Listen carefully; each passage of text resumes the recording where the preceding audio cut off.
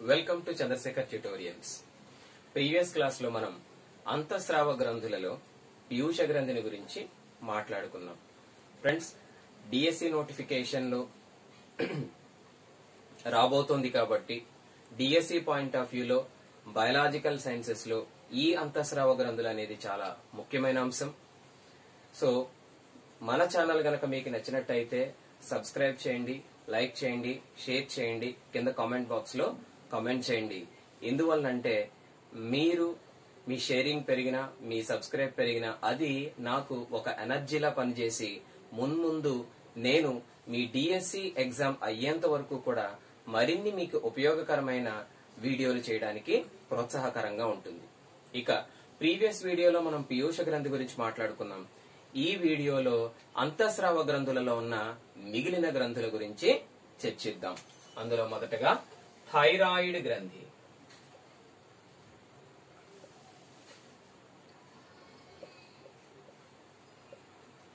దీనినే అవటు గ్రంథి అని కూడా పిలుస్తారు.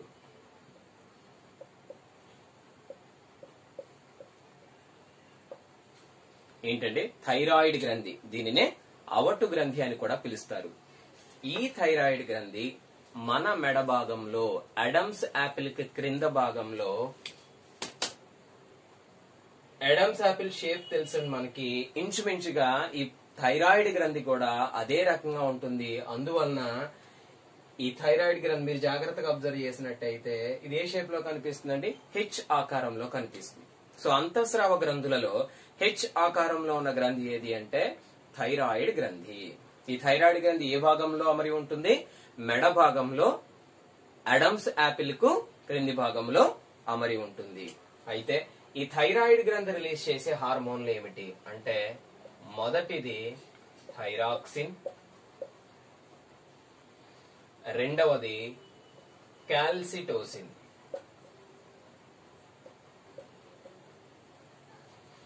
ఏంటంటే థైరాయిడ్ గ్రంథి రిలీజ్ చేసే hormones thyroxine, calcitonin. Very good. ఇప్పుడు థైరాక్సిన్ అనే హార్మోన్ ఫంక్షన్ ఏమిటి, కాల్సిటోసిన్ అనే హార్మోన్ యొక్క ఫంక్షన్ ఏమిటి? సో ఈ థైరాక్సిన్ అనే హార్మోను బిఎంఆర్ ను నియంత్రిస్తుంది అని చెబుతారు. దేన్ని నియంత్రిస్తుందండి? బిఎంఆర్ ను నియంత్రిస్తుంది. అసలు బిఎంఆర్ అంటే ఏమిటి? బాసల్ మెటబాలిక్ రేట్.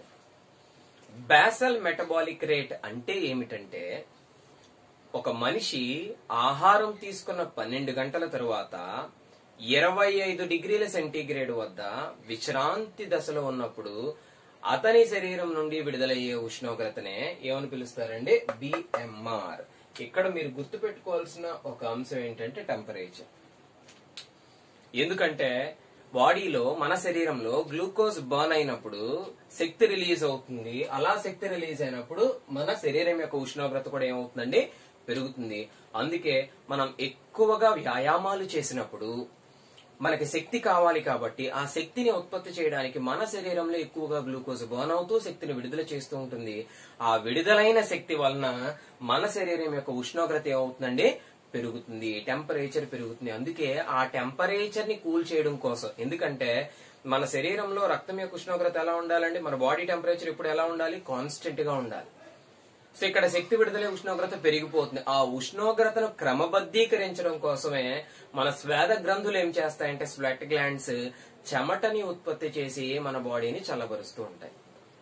అంటే ఇది బాసల్ మెటబాలిక్ రేట్ ను క్రమబద్ధీకరిస్తుంది. అంటే ఆబ్వియస్ గా దేని క్రమబద్ధీకరిస్తుంది? బాడీ, శరీరం యొక్క ఉష్ణోగ్రతను కూడా క్రమబద్ధీకరిస్తుంది. అయితే ఈ థైరాక్సిన్ అనే హార్మోన్ లోపించినప్పుడు, ఈ థైరాక్సిన్ జనరల్ గా T4 అని కూడా పిలవడం జరుగుతుంది. ఈ థైరాక్సిన్ అనే హార్మోను లోపించినప్పుడు చిన్న పిల్లల్లో వచ్చే వ్యాధి ఏమిటి?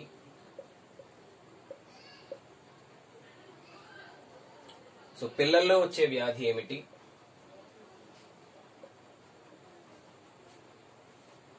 పెద్దల్లో వచ్చే వ్యాధి ఏమిటి అనేది మనం ఒకసారి ఆలోచిద్దాం. పిల్లల్లో క్రిటినిజం,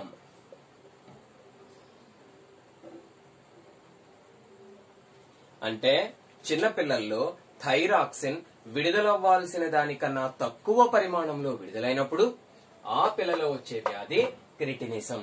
క్రిటినిజం అంటే ఏమిటి అంటే, ఈ క్రిటినిజం వచ్చిన పిల్లల్లో శారీరక మాంద్యము, బుద్ధి మాంద్యము కనిపిస్తుంది.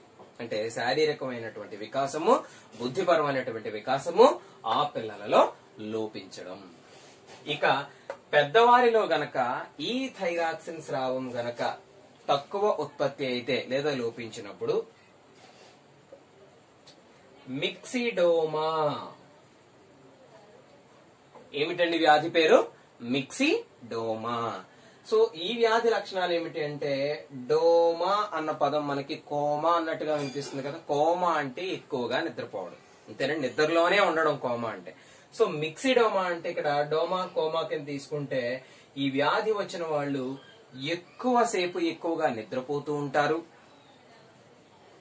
వీరికి ఆకలి కూడా బాగా మందగించి ఉంటుంది. మిక్సిడోమా వ్యాధి యొక్క లక్షణాలు ఏమిటండి? ఎక్కువగా నిద్రపోవడం, అంటే అతి నిద్రను కలిగి ఉండడం, ఆకలి తక్కువగా ఉండడం.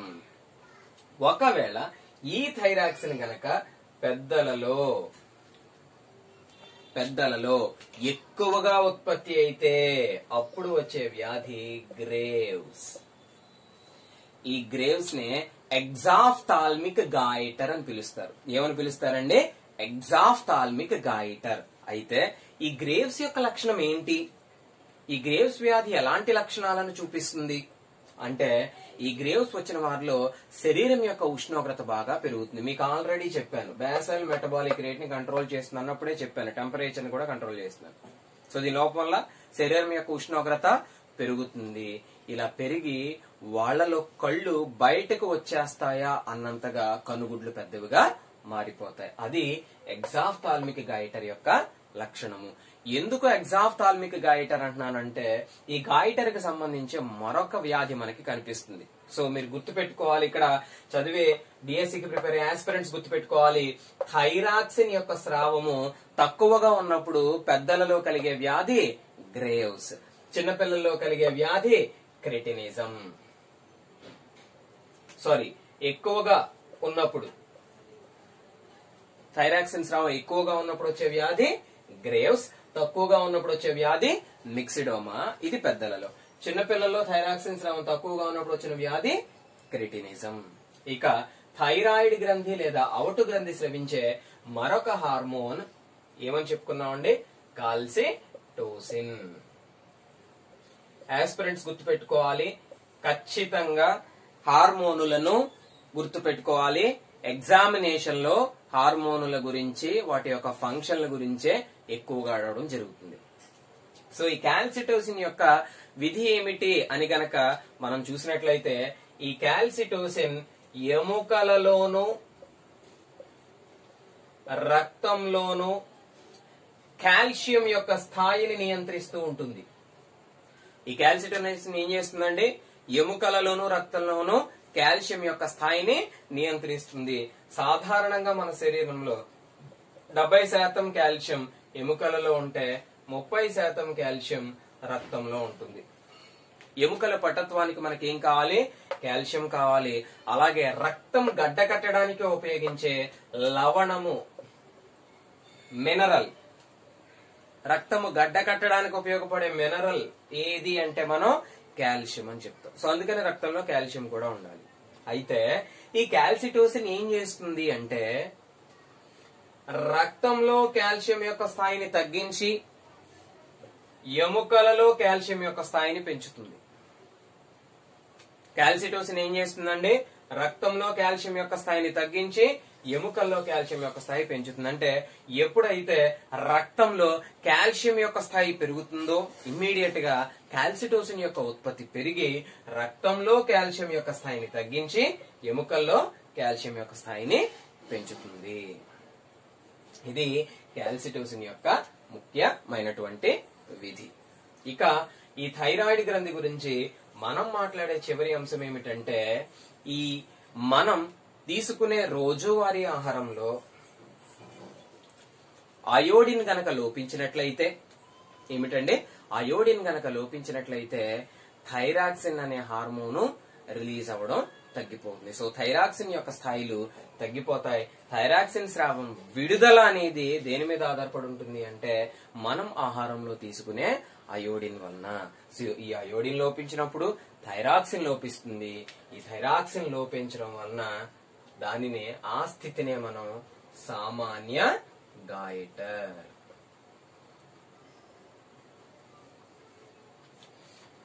గుర్తుపెట్టుకోవాలి ఆస్పిరెంట్స్, డైరెక్ట్ గా క్వశ్చన్ థైరాక్సిన్ లోపం వల్ల చిన్నపిల్లల్లో కలిగే వ్యాధి ఏమిటి అంటే క్రిటినిజం అని రాస్తాం. థైరాక్సిన్ లోపించడం వల్ల పెద్దల్లో కలిగే వ్యాధి ఏమిటి? మిక్సిడోమా. థైరాక్సిన్ స్రావం ఎక్కువగా ఉండడం వలన పెద్దల్లో కలిగే వ్యాధి ఏమిటి? గ్రేవ్స్ ఎగ్జాఫ్థాల్మిక్ గాయిటర్ అని రాస్తాం. ఇక్కడ థైరాక్సిన్ యొక్క లోపాన్ని దేనితో లింక్ చేసి అడుగుతారండి? అయోడిన్ తో లింక్ చేసి అడిగినప్పుడు మాత్రం మీరు సామాన్య గాయిటర్ రాయాల్సి ఉంటుంది.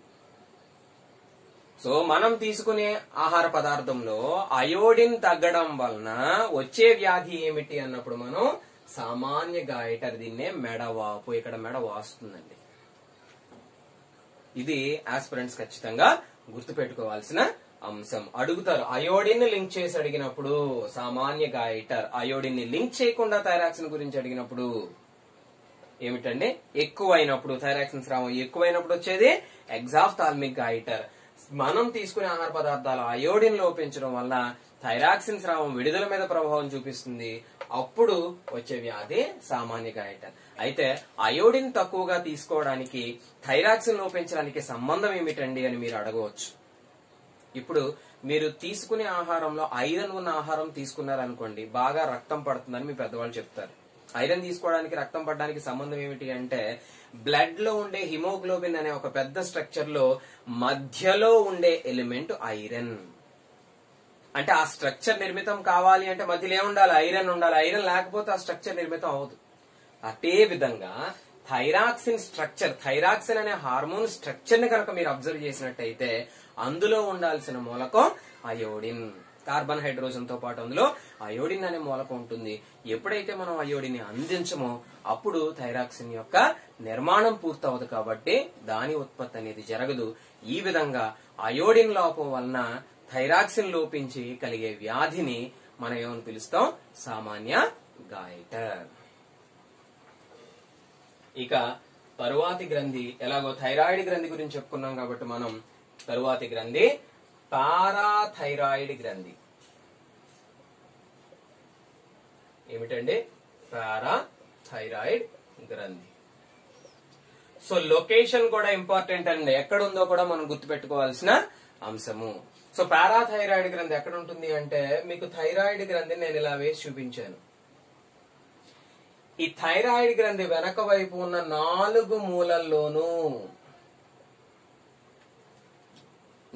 మూలల్లోనూ అమరి ఉంటుంది పారాథైరాయిడ్ గ్రంథి.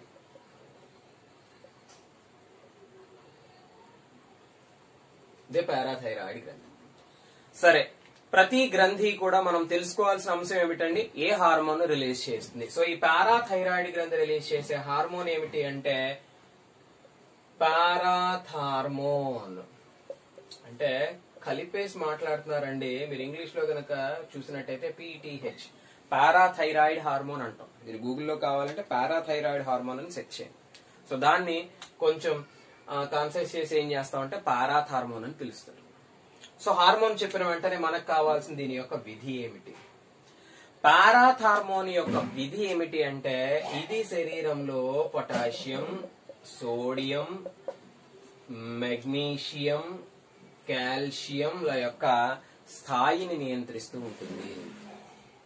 సరే, ఇక రెండవది అతి ముఖ్యమైన ఫంక్షన్ ఏమిటి అంటే ఈ పారాథార్మోన్ హార్మోన్ అనేది కాల్షియం యొక్క స్థాయిని, పైన చెప్పాం కదా కాల్షియం స్థాయిని కూడా నియంత్రిస్తుందని. సో కాల్షియం యొక్క స్థాయిని రక్తంలో పెంచుతుంది, ఎముకలలో తగ్గిస్తుంది.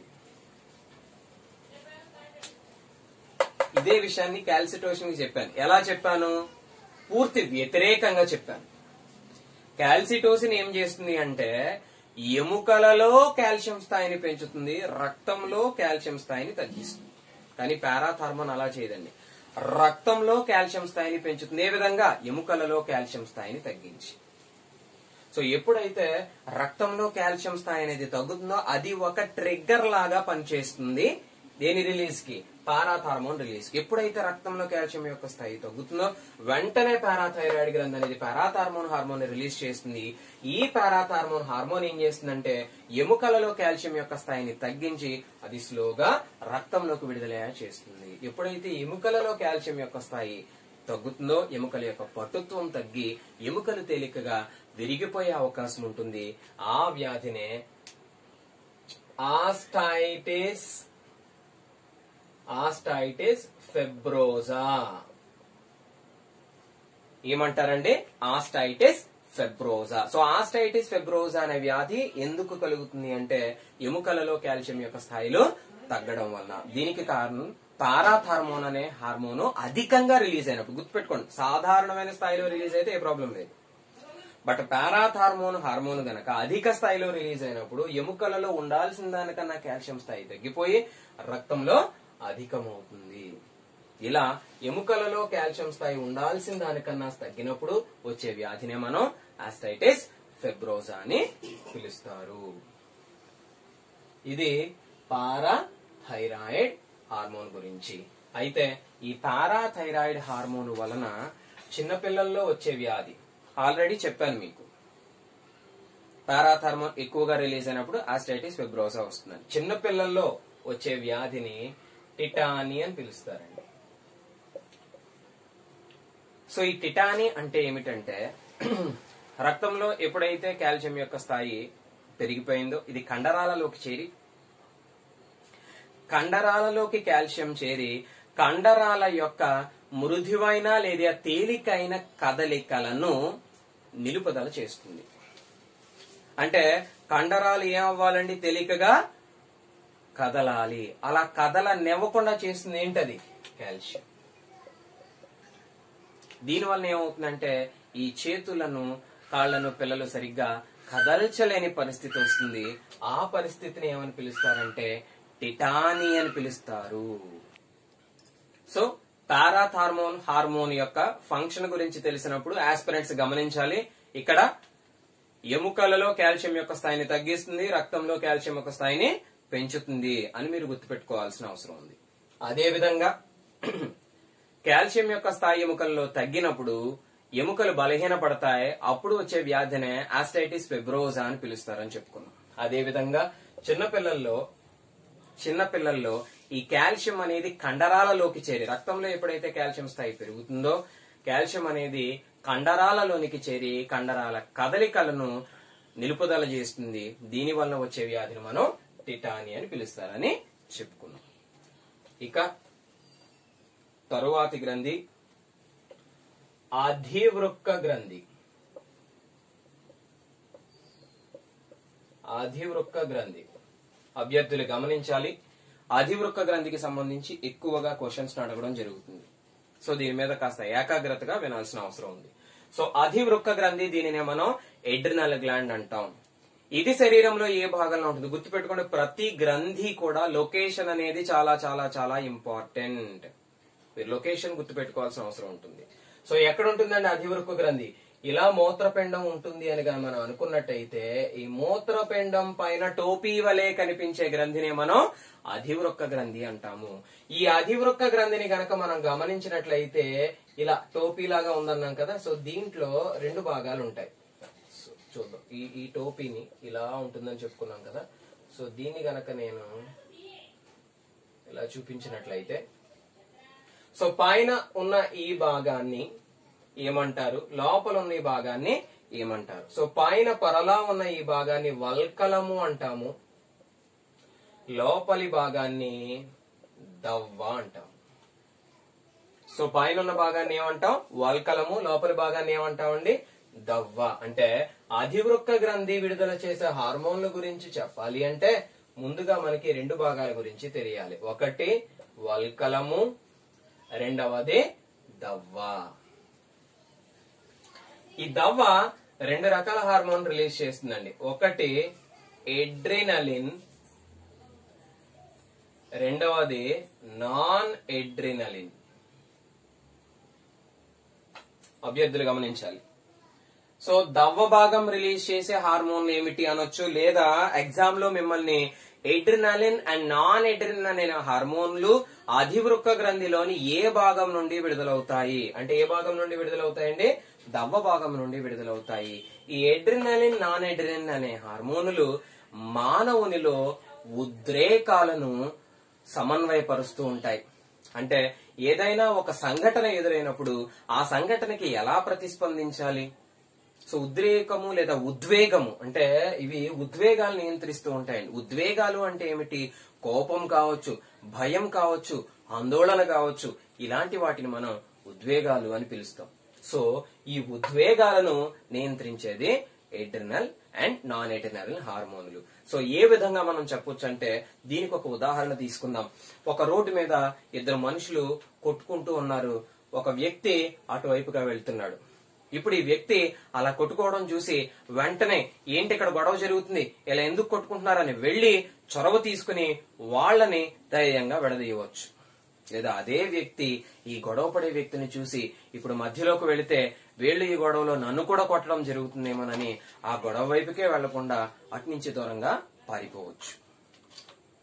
సో అంటే ఒక సంఘటనకి ఎదురు వెళ్లి పోరాడాలా లేదా ఆ సంఘటన నుంచి పారిపోవాలా అనేవేవి నియంత్రిస్తుంటాయండి, ఎడ్రినలిన్ అండ్ నాన్ ఎడ్రినలిన్ అనే హార్మోన్లు నియంత్రిస్తూ ఉంటాయి. కాబట్టి ఈ ఎడ్రినలిన్ మరియు నాన్ ఎడ్రినలిన్ అనే హార్మోనుల్నే పోరాట లేదా ఫలాయన హార్మోన్లు అని పిలుస్తారు.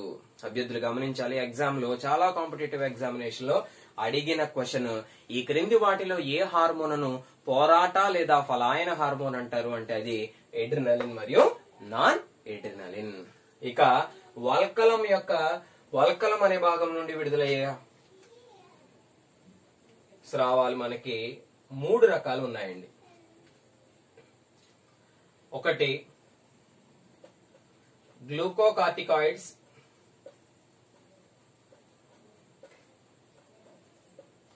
రెండు ఖనిజ కార్టికాయిడ్స్,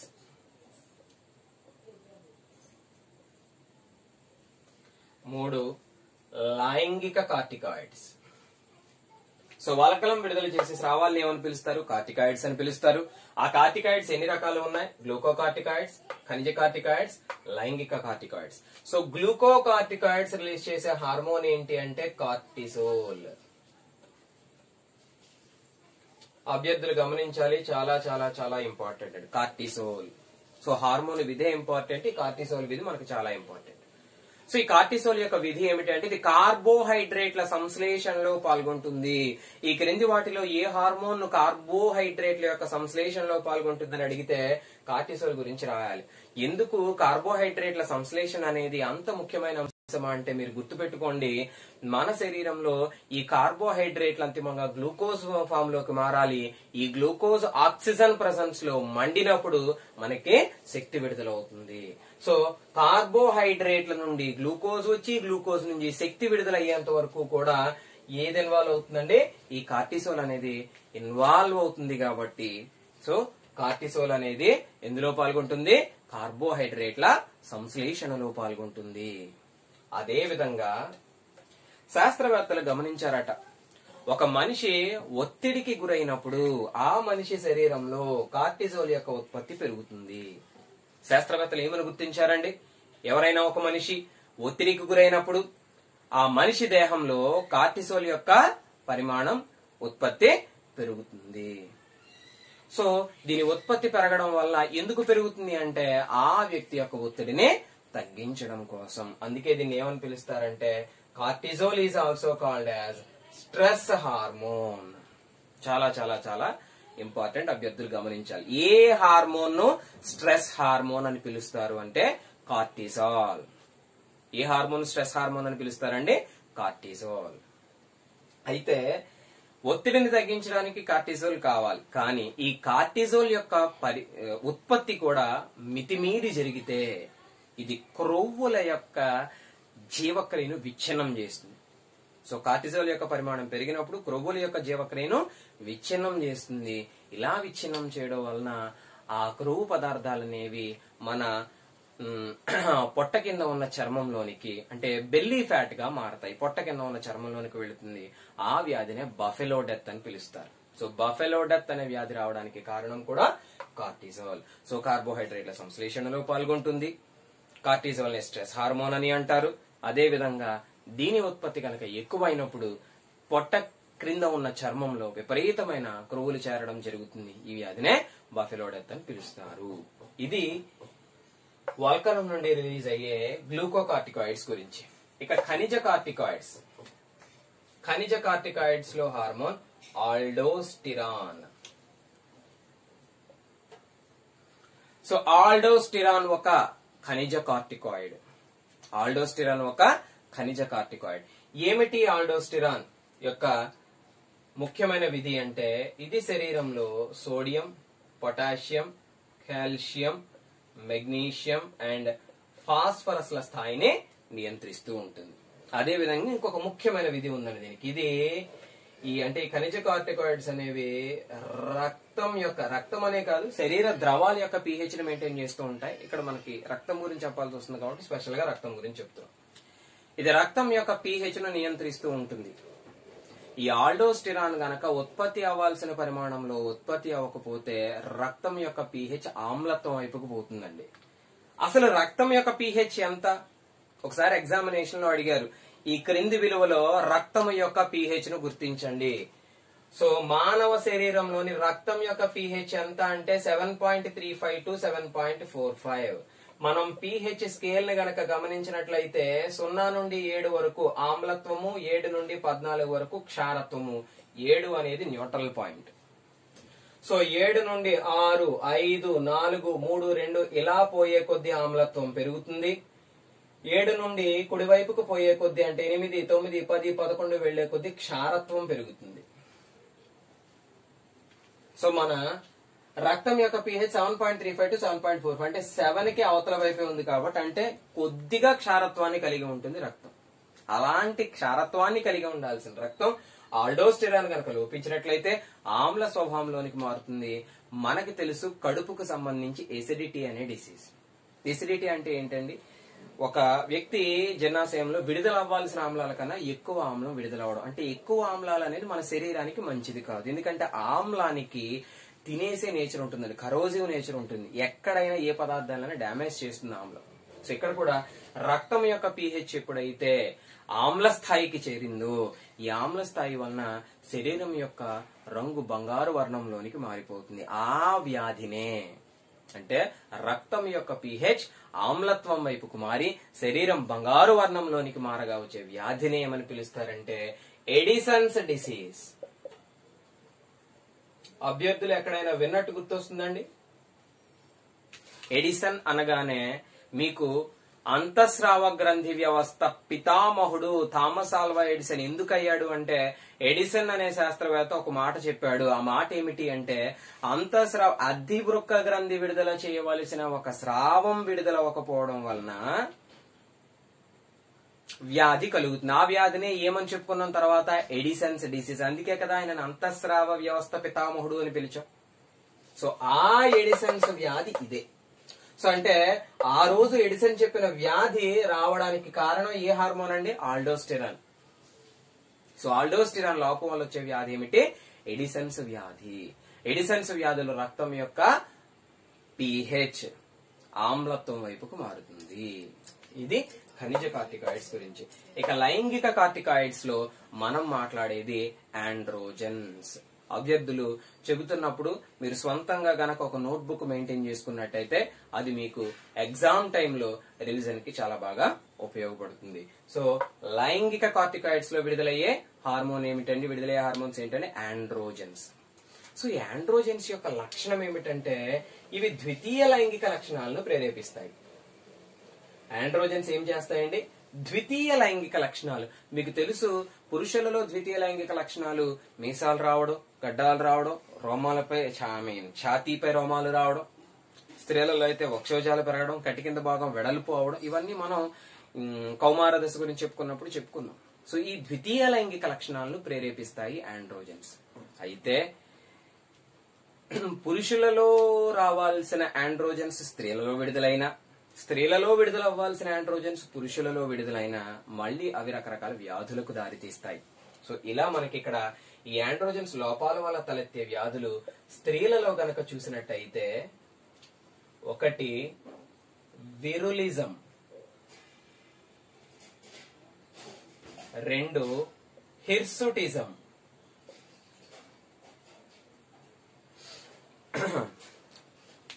సో విరులిజం అంటే ఏమిటి?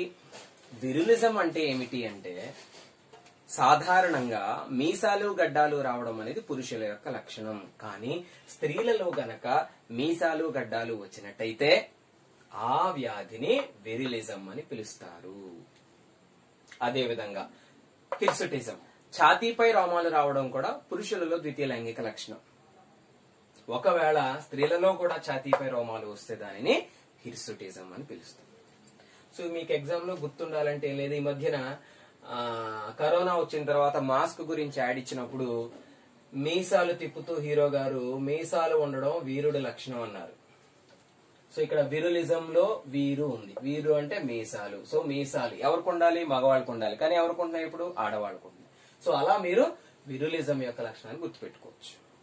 సో అదే విధంగా హిర్సుటిజం, హీరోలు జనరల్ గా ఆ విలన్స్ దగ్గర వెళ్ళినప్పుడు రొమ్ము పైన ఇలా ఇలా ఇలా అంటూ ఉంటారు. సో ఛాతీని ఎక్కువగా హీరోలు చూపిస్తూ ఉంటారు కాబట్టి సో హిర్సుటిజం, ఛాతీపై రోమాలు రావడం అని మీరు గుర్తుపెట్టుకోవచ్చు. సో ఇవి స్త్రీలలో కలిగే వ్యాధులు. ఇక పురుషులలో కలిగే వ్యాధులు గనక మీరు చూసినట్టయితే గైనకోమాస్టియా,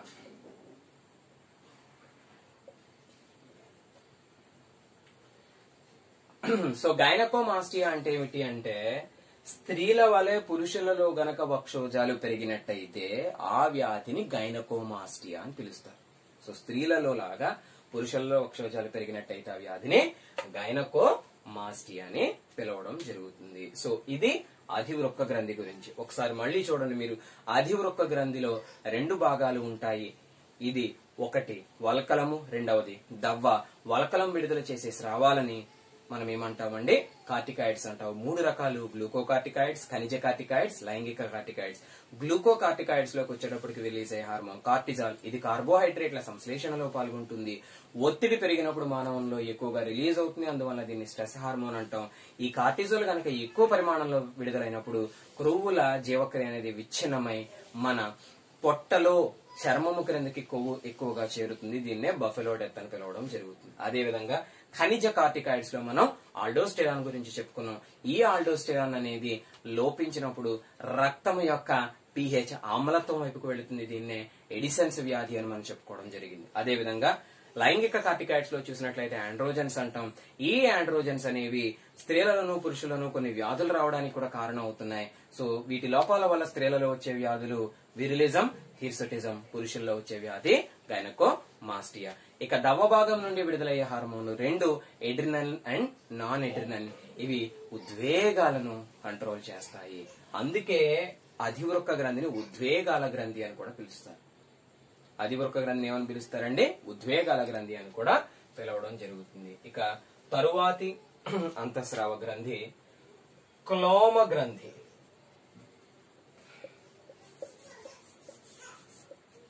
క్లోమ గ్రంథి. ఈ క్లోమ గ్రంథికి రెండు ప్రత్యేకతలు ఉన్నాయి. మీకు ఆల్రెడీ స్టార్టింగ్ లోనే చెప్పాను నేను. ఒక ప్రత్యేకత ఏమిటి అంటే క్లోమ గ్రంథి తప్ప మిగతా అన్ని అంతఃస్రావ గ్రంథుల యొక్క విడుదల చేసే స్రావాలని పీయూష గ్రంథి కంట్రోల్ చేస్తుంది, నియంత్రణ చేస్తుంది. బట్ ఈ క్లోమ గ్రంథి విడుదల చేసే స్రావాలు పీయూష గ్రంథి యొక్క నియంత్రణలో ఉండవు. సో పీయూష గ్రంథి నియంత్రణలో లేని అంతఃస్రావ గ్రంథి ఏది? క్లోమ గ్రంథి. ఇది ఒక విశిష్టత. ఇక రెండవ విశిష్టత ఏమిటి అంటే ఈ క్లోమ గ్రంథిని మనం మిశ్రమ గ్రంథి అంటాం.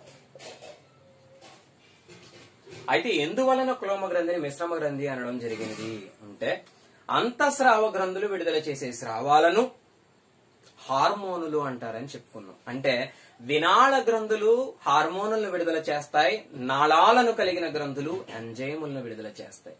బట్ ఈ క్లోమ గ్రంథి హార్మోనులను విడుదల చేస్తుంది, ఎంజైములను విడుదల చేస్తుంది. అంటే ఇది నాళం ఉన్న హార్మోన్లు విడుదల చేస్తూ వినాళ గ్రంథిలాగా ప్రవర్తిస్తుంది, ఎంజైములను రిలీజ్ చేస్తూ నాళ గ్రంథిలాగా ప్రవర్తిస్తుంది. అందువలన దీనిని మిశ్రమ గ్రంథి. కప్పను ఎందుకు యాంఫీబియన్స్ అంటామండి? యాంఫీబియన్స్ అంటే both, they can survive in both water and land. నీటిలోను నేల మీద చరించగలవు కాబట్టే ఉభయచరమైంది కదా. సో అలాగే ఇది కూడా ఎందుకు మిశ్రమ, మిక్స్డ్ గ్లాండ్ అని ఎందుకు అన్నారు అంటే ఇది నాళ గ్రంథిలాగా ఎంజైములను రిలీజ్ చేస్తుంది, వినాళ గ్రంథిలా హార్మోన్లు కూడా రిలీజ్ చేయడం జరుగుతుంది. అయితే ఇక్కడ మనం అంతఃస్రావ గ్రంథుల్లోనే చెప్పుకుంటున్నాం కాబట్టి ఇది విడుదల చేసే హార్మోన్ల గురించి మాత్రమే మనం మాట్లాడదాం. అయితే ఈ క్లోమ గ్రంథిలో హార్మోనును విడుదల చేసే భాగాన్ని కనుగొన్నది లాంగర్ హన్స్. అందుకే ఆ భాగాన్ని అంటే ఆ హార్మోన్లు విడుదలయ్యే భాగాన్ని లాంగర్ హన్స్ పుటికలు అంటారు. సో క్లోమ గ్రంథిలో హార్మోన్లు విడుదల చేసే భాగాన్ని ఏమని పిలుస్తారు? లాంగర్ హన్స్ పుటికలు. ఎందుకు ఆ భాగాన్ని లాంగర్ హన్స్ పుటికలు అన్నారు అంటే ఆ భాగాన్ని లాంగర్ హన్స్ అనే శాస్త్రవేత్త కనుగొనడం వలన. సో అభ్యర్థులు ఈ పేరును గుర్తుంచుకోవాలి, లాంగర్ హన్స్. సరే, ఈ లాంగర్ హన్స్ పుటికలు ఏ హార్మోన్ ను రిలీజ్ చేస్తాయి అంటే ఈ లాంగర్ హన్స్ పుటికల్లో 2 కణాలు ఉంటాయండి. ఒకటి ఆల్ఫా కణాలు, 2 బీటా కణాలు. ఒకటి ఆల్ఫా కణాలు, 2 బీటా కణాలు. సో ఆల్ఫా కణం ఉత్పత్తి చేసే హార్మోన్ గ్లూకాగాన్. ఆల్ఫా కణాలు ఉత్పత్తి చేసే హార్మోన్ ఏంటండి? గ్లూకాగాన్. బీటా కణాలు ఉత్పత్తి చేసే హార్మోన్ ఇన్సులిన్. బీటా కణాలు ఉత్పత్తి చేసే హార్మోన్ ఇన్సులిన్. ఇప్పుడు ఈ గ్లూకాగాన్ గురించి చాలా మంది తెలియకపోవచ్చు గానీ ఇన్సులిన్ గురించి చాలా మందికి తెలుసు. మీరు జాగ్రత్తగా అబ్జర్వ్ చేయండి. అభ్యర్థులు ప్రతి అంశాన్ని కూడా చాలా క్షుణ్ణంగా నేర్చుకోవాల్సి ఉంటుంది. సో క్లోమ గ్రంథిలో హార్మోన్లు విడుదల చేసే భాగాన్ని లాంగర్ హన్స్ పుటికలు అంటాం. ఈ లాంగర్ హన్స్ పుటికలో 2 రకాలైన కణాలు ఉంటాయి, ఆల్ఫా కణాలు, బీటా కణాలు. ఆల్ఫా కణాలు ఒక రకమైన హార్మోన్ స్రవిస్తాయి, దాని పేరే గ్లూకాగాన్. బీటా కణాలు వేరొక రకమైన హార్మోన్ స్రవిస్తాయి, దాని పేరే ఇన్సులిన్. అయితే ఇన్సులిన్ గురించి మనం బాగా వినుంటాం.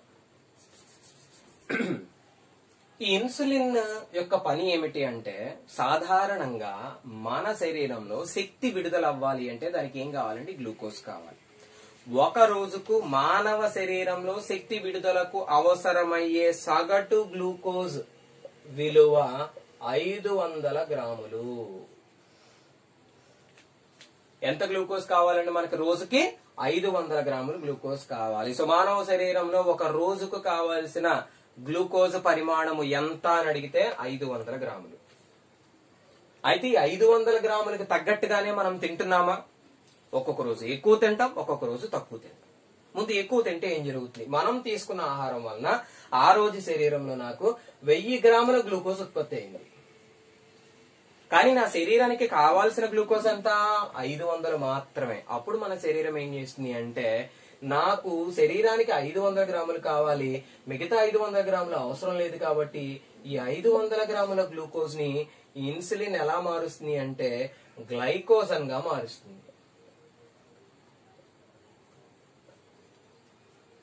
ఇన్సులిన్ అధికముగా ఉన్న గ్లూకోజ్ ఎలా మారుస్తుందని గుర్తుపెట్టుకోండి. అధికంగా ఉన్న గ్లూకోజ్ ఎక్కడ ఉంటుంది? రక్తంలో ఉంటుంది. రక్తంలో గ్లూకోజ్ ఉంటే రక్తంలో ఎర్ర రక్త కణాలు, తెర్ర రక్త కణాలు, ప్లాస్మా తప్ప వేరేది ఉంటే అది వ్యర్థముగా పరిగణించబడుతుంది. వ్యర్థాలు రక్తంలో ఉంటే మూత్రపిండం ద్వారా బయటకు పోతాయి. మరి గ్లూకోజ్ మూత్రపిండం ద్వారా బయటకు పోతే శక్తినిచ్చే పదార్థం కదా. అందుకని శక్తినిచ్చే పదార్థం అని మన శరీరానికి తెలుసు కాబట్టి ఈ ఇన్సులిన్ ఏం చేస్తుందంటే గ్లూకోజ్ ఎలా మారుస్తుందండి?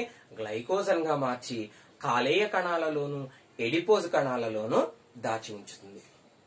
సో గ్లూకోజ్ ని గ్లైకోజన్ గా మార్చే హార్మోన్ ఏమిటి? ఇన్సులిన్. గ్లైకోజన్ మన శరీరంలో ఏ కణాలలో నిల్వ ఉంచబడుతుంది? కాలేయ కణాలు, ఎడిపోజ్ కణాలు. ఇప్పుడు ఏదైనా ఒక రోజు నేను అసలు ఆహారమే తీసుకోలేదు, మరి అప్పుడు గ్లూకోజ్ ఎలా? నేను ఆహారం తీసుకోలేదు కదా, మరి నాకు ఎంత కావాలి? నేను తీసుకున్నా తీసుకోకపోయినా రోజుకి ఎంత కావాలి? 500 గ్రాములు కావాలి. మరి అప్పుడు మన శరీరం ఏం చేస్తుందంటే ఆల్రెడీ ఏం స్టోర్ అయ్యిందండి? గ్లైకోజన్ స్టోర్ అయ్యి ఉంది కదా. ఇప్పుడు ఈ గ్లైకోజన్ ని ఈ గ్లూకాగాన్ అనే హార్మోన్ ఎలా మారుస్తుందంటే గ్లూకోజ్ గా మారుస్తుంది. ఈ గ్లైకోజన్ గ్లూకాగాన్ ఏం చేస్తుందండి? గ్లూకోజ్ గా మార్చి నువ్వు ఆహారం తీసుకోకపోయినా ఆల్రెడీ నిల్వ ఉన్న గ్లైకోజన్ ను గ్లూకాగాన్ గ్లూకోజ్ గా మార్చి నీ శరీరానికి కావలసిన శక్తి విడుదలవ్వడంలో కీలక పాత్ర వహిస్తుంది. సో మన శరీరంలో గ్లూకోజ్ ని గ్లైకోజన్ గా మార్చేది ఇన్సులిన్. కావాల్సిన సందర్భంలో మరలా గ్లైకోజన్ ని గ్లూకోజ్ గా మార్చేది గ్లూకాగాన్. అయితే శరీరంలో సరిపడ స్థాయిలో ఇన్సులిన్ ఉత్పత్తి జరగనప్పుడు గ్లూకోజ్ ఏ విధంగా మార్చబడదు, గ్లైకోజన్ గా మార్చబడదు. అంటే గ్లూకోజ్ ఎక్కడ ఉండిపోతుంది? రక్తంలోనే ఉండిపోతుంది. మరి రక్తంలో గ్లూకోజ్ వ్యర్థముగా పరిగణించబడుతుంది కాబట్టి మన మూత్రపిండాలు ఈ గ్లూకోజ్ ని ఫిల్టర్ చేసి పడేసి వాటర్ తో పాటు బయటకి విడుదల చేస్తూ ఉంటాయి. సో మన శరీరంలో ఇలా నీటితో పాటు వ్యర్థాలు బయటికి విడుదలైతే దాన్ని మూత్రము అంటాం మనం. అంటే ఎవరి శరీరంలో అయితే ఇన్సులిన్ ఉత్పత్తి అవ్వాల్సిన స్థాయిలో లేదో వారి శరీరంలో నుంచి బయటికి ఏమొచ్చేస్తుందని మూత్రం నుంచి గ్లూకోజ్ వచ్చేస్తుంది. దీనినే చక్కెర వ్యాధి లేదా డయాబెటిక్ ఇన్సిపిడస్. గుర్తుపెట్టుకోండి, మూత్రం ఎక్కువ సార్లు వెళితే అది అతిమూత్ర వ్యాధి. విడుదలయ్యే మూత్రంలో గ్లూకోజ్ ఉంటే అది చక్కెర వ్యాధి. ఎందుకని అంటే విసర్జక పదార్థాలు అనేవి వ్యర్థ పదార్థాలు. శరీరం కావాల్సినంత వరకు కావాల్సిన అంశాలను తీసేసుకునే విసర్జితాన్ని బయటకు వదులుతుంది. సో నార్మల్ మనిషిలో అయితే మూత్రంలో గ్లూకోజ్ రాదని, మూత్రంలో గ్లూకోజ్ వస్తుంది అంటే అక్కడ గ్లూకోజ్ గ్లైకోజన్ గా మార్చబడలేదు అంటే ఎవరు లేరు, ఇన్సులిన్ లేదు. ఇది క్లోమ గ్రంథి గురించి మనం ఆస్పిరెంట్స్ ఎగ్జామ్ పాయింట్ ఆఫ్ వ్యూలో నేర్చుకోవాల్సిన అంశాలు. ఇక చివరిగా అంతఃస్రావ గ్రంథుల్లో చివరివి బీజకోశాలు. బీజకోశాలు. సో బీజకోశాలు స్త్రీలలో అయితే వీటిని మనం స్త్రీ బీజకోశాలు అని పిలుస్తాం.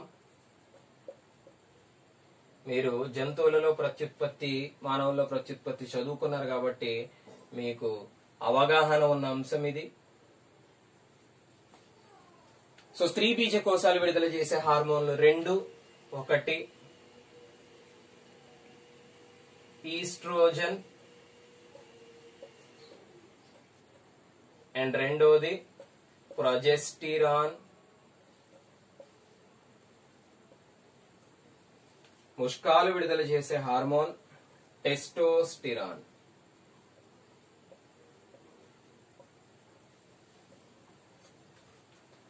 సో అభ్యర్థులు గమనించాలి. సో స్త్రీ బీజకోశాలు విడుదల చేసే హార్మోన్లు రెండు, ఈస్ట్రోజన్, ప్రొజెస్టిరాన్.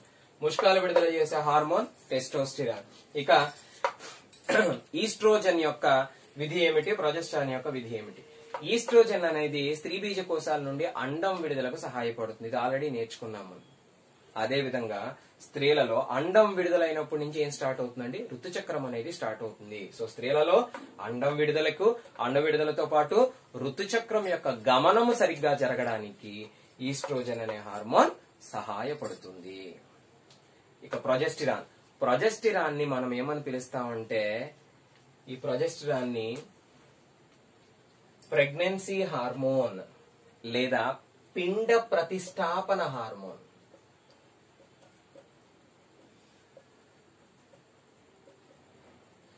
మీరు ఆల్రెడీ ప్రత్యుత్పత్తి అనే పాఠ్యభాగంలో చదువుకున్నారు. శుక్రకణం అండం యొక్క ఫలదీకరణ ఫాలోపియన్ నాళంలో జరుగుతుంది. సో సంయుక్త బీజం ఎక్కడ ఏర్పడుతుంది, ఫాలోపియన్ నాళంలో ఏర్పడుతుంది. అయితే ఫాలోపియన్ నాళంలో సంయుక్త బీజం అనేది 0 నుంచి 12 2 వారాల వరకు మాత్రమే ఉంటుంది. 2 వారాల తర్వాత సంయుక్త బీజానికి మనం సంయుక్త బీజం అనకూడదు, ఏమనాలండి, పిండము అనాలి. 2 వారాల వయసున్న సంయుక్త బీజాన్ని ఏమని పిలుస్తామండి మనం, పిండము అని పిలుస్తాం. ఈ పిండం ఇక ఫాలోపియన్ నాళంలో ఉండదు.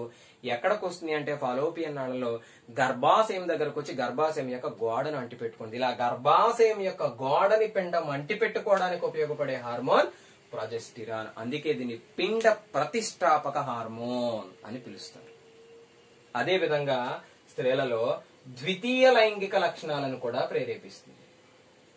సో ప్రొజెస్టిరాన్ అనే హార్మోన్ పిండ ప్రతిష్టాపనకు, ద్వితీయ లైంగిక లక్షణాలను ప్రేరేపించడానికి ఉపయోగపడుతుంది. అదే విధంగా ముష్కాలు టెస్టోస్టిరాన్ ని ఉత్పత్తి చేస్తాయి. ఈ టెస్టోస్టిరాన్ అనేది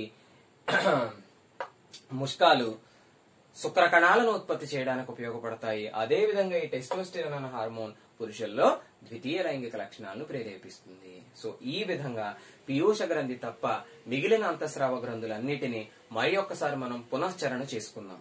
మొదటిగా ఏం చెప్పుకున్నాం, థైరాయిడ్ గ్రంథి లేదా అవటు గ్రంథి.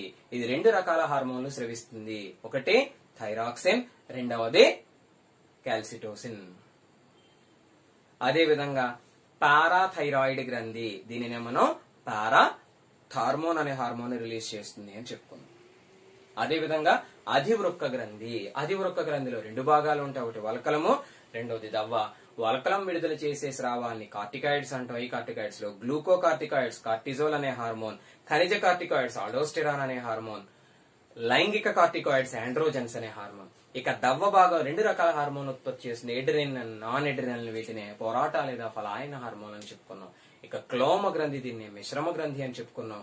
ఈ క్లోమ గ్రంథిలో హార్మోన్లు విడుదల చేసే భాగాన్ని లాంగర్హాన్స్ పుట్టికలు అని, ఈ పుట్టికలలో ఆల్ఫా కణాలు, బీటా కణాలు ఉంటాయని, ఆల్ఫా కణాలు గ్లూకాగాన్ అనే హార్మోన్ ని, బీటా కణాలు ఇన్సులిన్ అనే హార్మోన్ ని ఉత్పత్తి చేస్తాయని చెప్పుకున్నాం. అదే విధంగా బీజకోశాలు స్త్రీలలో స్త్రీ బీజకోశాలు అని, పురుషుల్లో ముష్కాలు అని, స్త్రీ బీజకోశాలు ఈస్ట్రోజన్, ప్రతిష్టాన్ అనే హార్మోన్లు ఉత్పత్తి చేస్తాయని, ముష్కాలు టెస్టోస్టెరాన్ అనే హార్మోన్ ఉత్పత్తి చేస్తాయని చెప్పుకున్నాం. అయితే ఇంకొక చిన్న గ్రంథి, అంటే దీని గురించి ఎందుకు చెప్పలేదు కానీ అది కూడా చెబితే మనకి కంప్లీట్ అవుతుంది. అదేమిటి అంటే బాల గ్రంథి లేదా థైమస్ గ్రంథి. ఏమిటండి అది? బాల గ్రంథి లేదా